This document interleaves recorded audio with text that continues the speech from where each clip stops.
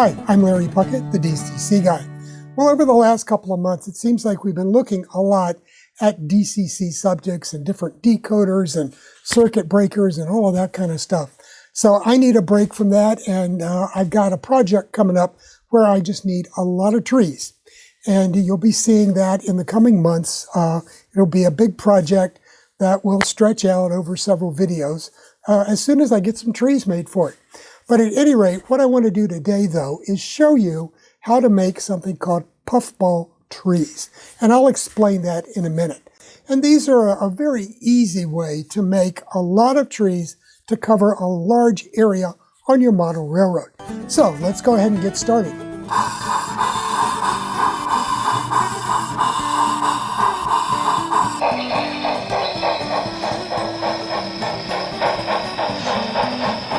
Before we go on, I want to ask you to take a moment to subscribe to the channel. It's simple, easy, and free. All you have to do is hit that little red subscribe button, and when the little bell comes up, click on it and click all.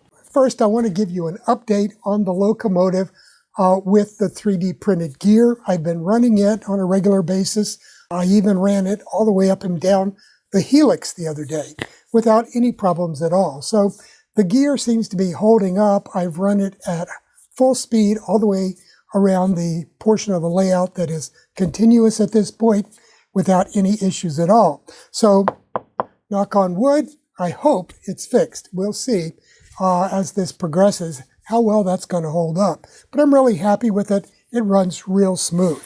I also want to remind those of you in the UK that I will be coming to the Warley National Train Show on November 26th and 27th. So if you see me wandering the aisles, feel free to come up and, introduce yourself, and we'll talk for a few minutes and get to know one another as best we can in just a couple of minutes. If you don't see me walking the aisles, look for me at the DCC concept stand, which is right inside the main door in the exhibition hall. So I'll be there part of the time. I'll be floating around the aisles, and you should be able to bump into me somewhere if you keep an eye out for me. So come on out to Warley and let's get to meet one another. Okay, so let's go ahead and get started with the project for today, puffball trees. Although this method has been around in various forms for at least 30 years that I know of, the first time I ever heard it referred to as puffball trees was by Neil Basugalov, the late editor of Model Railroader magazine. And back around 2010, 2011, when they were building the Virginian Railway Project Railroad, Neil was doing the trees, and he called them puffball trees at that time. And I think the name is quite appropriate, and I've used it ever since.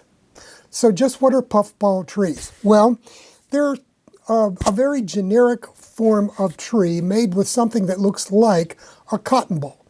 And I'll show you in a second how you go about making it.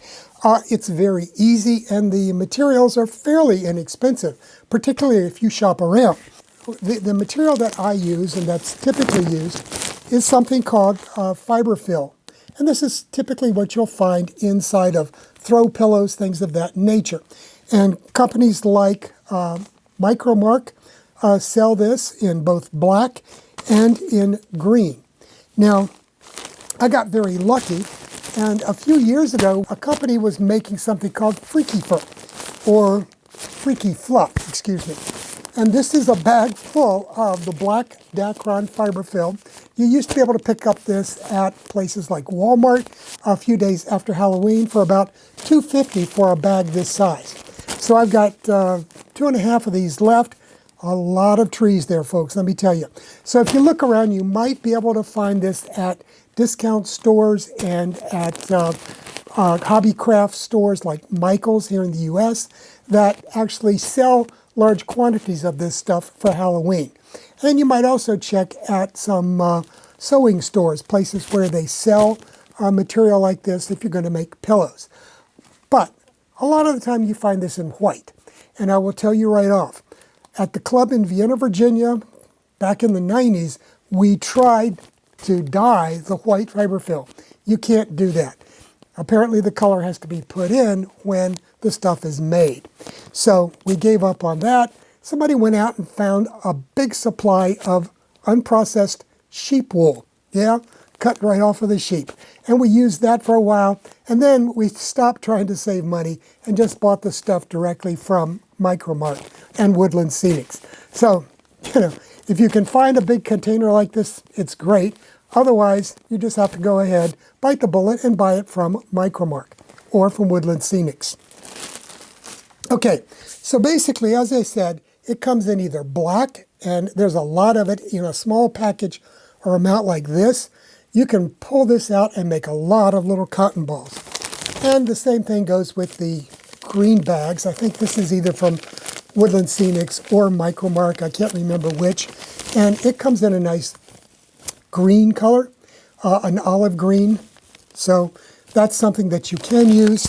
A lot of people, though, have really switched to using the black. And I think Micro-Mart may be the only source for this black version of it.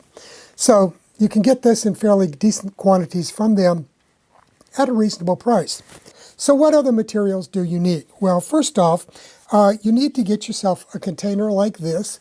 An old Cool Whip container is great, but any plastic container like this. And inside of it is just plain old Elmer's glue.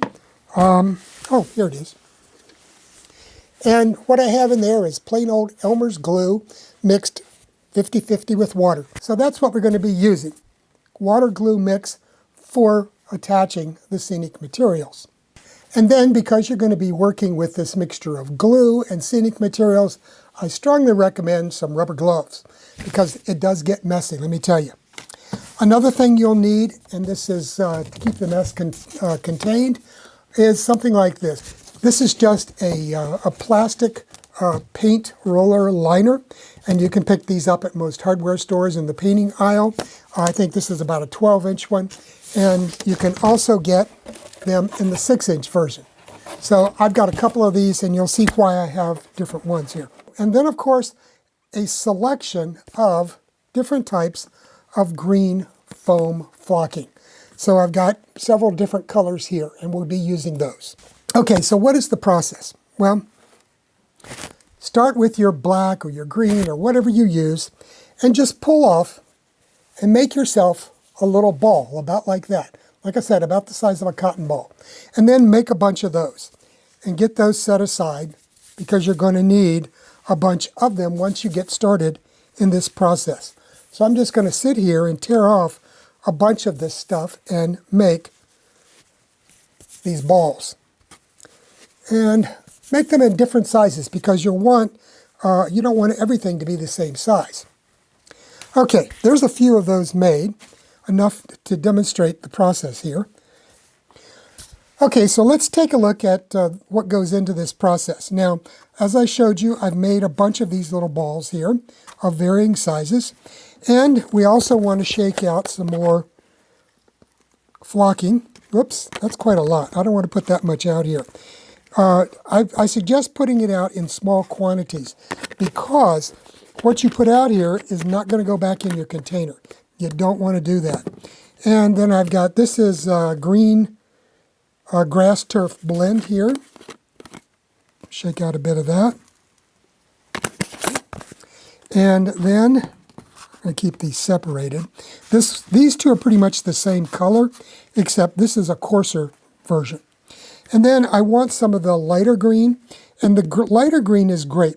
You put that on last on the top side of your puff ball, and what that will do is it will replicate the lighter colored leaves at the very top of the canopy that get a lot more light, and just because they're in the light, they look brighter.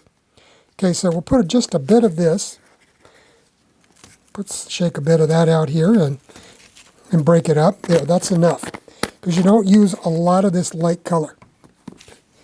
Okay, so I'm going to bring this back here and mush it around to break up any clumps. And I'm going to put just a dab. This is the burnt green fine material. So I'm going to shake some of that out here. So it's a nice dark green. Uh-oh, way more than I wanted. Okay, so that's going to give us a lot of variety in color. and texture as well, because we've got coarse, we've got fine, we've got light green, dark green, and everything in between.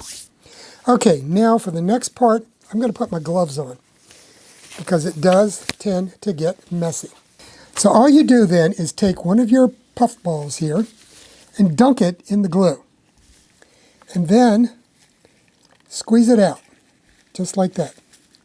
You don't need any excess dripping out of it once you've done this. Okay, then we're just going to take this, bring this over here. For the shadows, I'm going to put some dark green on.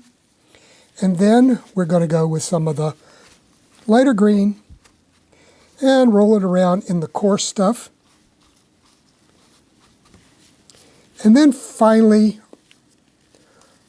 let me get that a little bit more. There.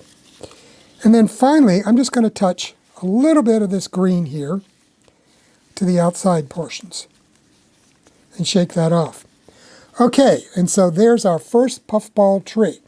So you can see it doesn't take long to do this. And this is something that you could get, 8, 9, 10-year-old kids, line them up and get them doing it.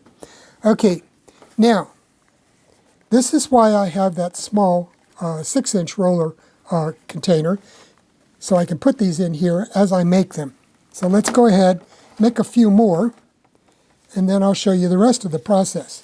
So again, you dunk it, squeeze it out,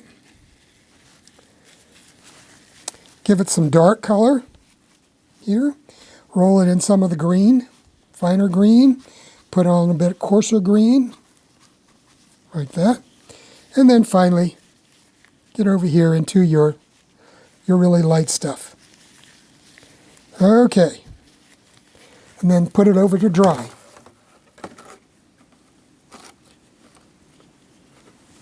Okay, let's get a big one.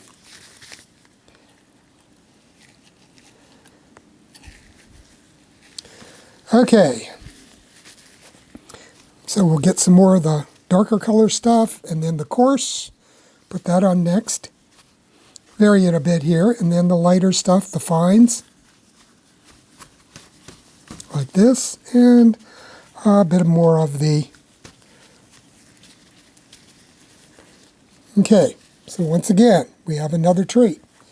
And you can just keep doing this until you get bored silly.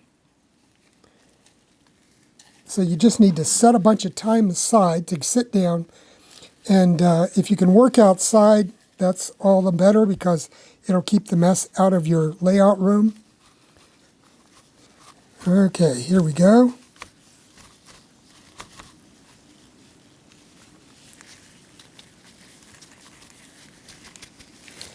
And another one. And I'll do one more. It's got a real small one. Just like that. Okay, and some of that, some of the coarse, a little bit of this guy here, and we'll finish it off with a roll in the light color. Okay. And I don't want to keep doing this because I know you guys are probably glazing over at this point. Okay.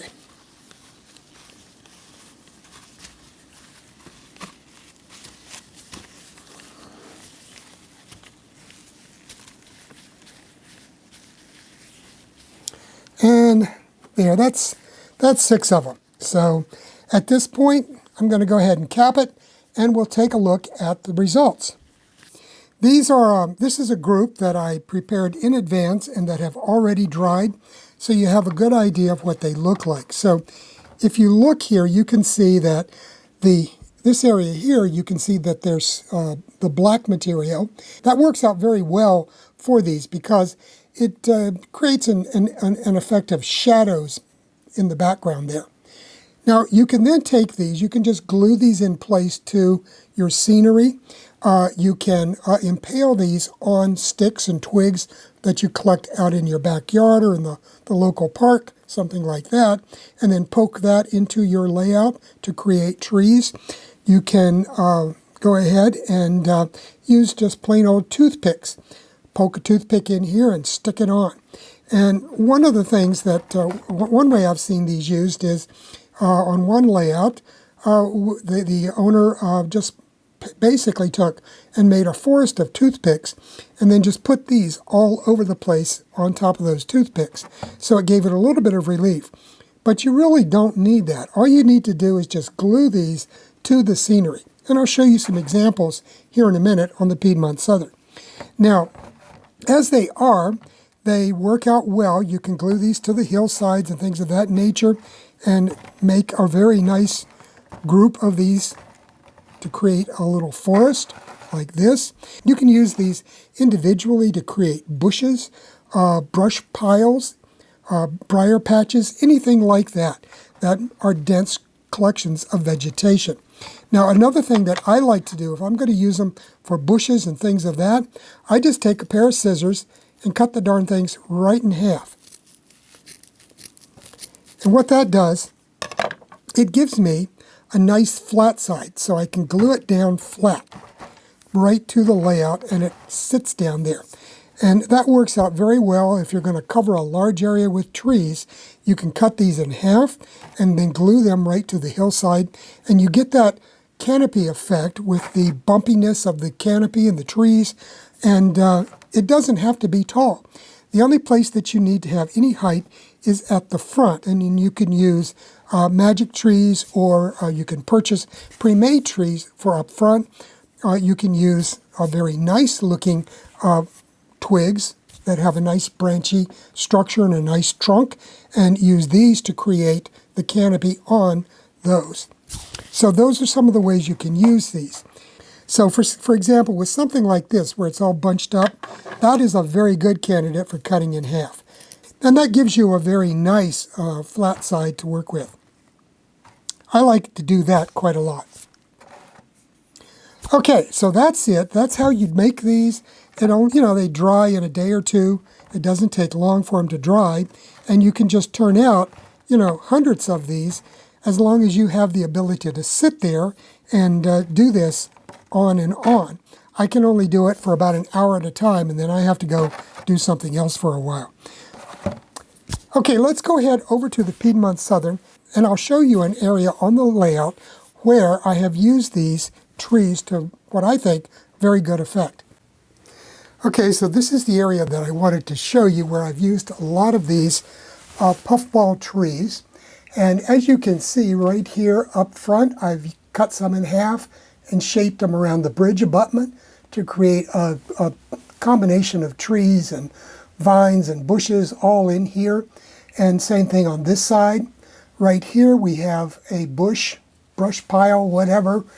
Could be a blackberry patch, something like that, just laid out flat after it was cut in half.